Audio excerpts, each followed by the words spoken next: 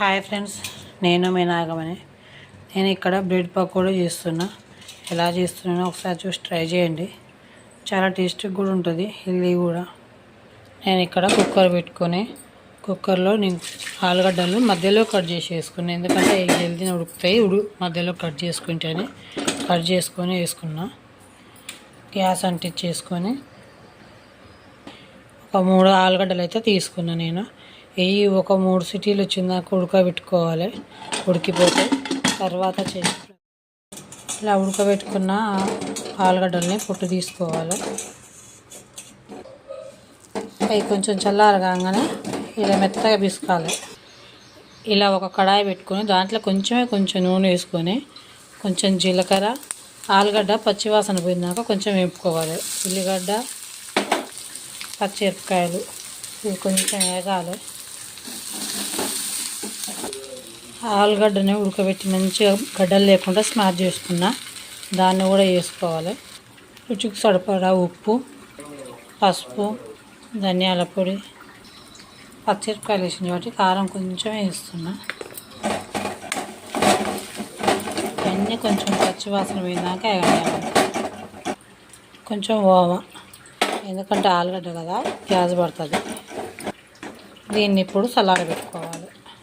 1 cup శనగపిండి తీసుకున్నా. కొంచెం దీనికి ప్రాసెస్ ఎక్కువనే ఉంటుంది. టేస్ట్ తగ్గట్టు ఉప్పు కావాల్సినంతనే వేసుకోవాలి.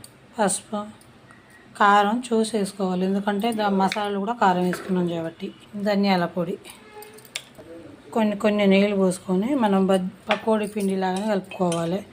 ఎప్పుడూ ఉల్లిగడ్డ పకోడీ, ఆలుగడ్డ పకోడీ కాకుండా ఇలా చలికాలం వానాకాలం కాబట్టి వానలు వచ్చేటప్పుడు వేడివేడిగా పకోడీ వేసుకొని తింటే కూడా సూపర్ టేస్ట్గా ఉంటుంది. బ్రెడ్ పకోడీ. బ్రెడ్ తీసుకొని అయితే నేను ఇలా మధ్యలో కట్ చేసుకుంటున్నా.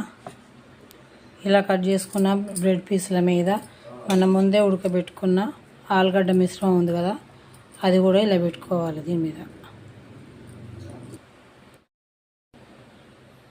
ఇలా బ్రెడ్ ముక్క మీద మొత్తం మసాలా పెట్టుకొని ఆలుగడ్డ మసాలా ఇంకొక బ్రెడ్ స్లైస్ తీసుకొని ఇలా మీదంగా పెట్టాలి మంచిగా. ఇలా ఒకటికొకటి తయారు చేసి పెట్టుకుందాం. ఫస్ట్ అయితే ఇలా మసాలాలు పెట్టుకున్న బ్రెడ్ స్లైస్ మొత్తం ఇలా మనం శనగపిండిలో ముంచుకోవాలి. పకోడీ పిండిలా కలిపి పెట్టుకున్నాం కదా, దాంట్లో మంచిగా ముంచుకొని ఫస్టే నేనైతే నూనె పెట్టుకొని నూనె వేడేటందుకు పెట్టిన.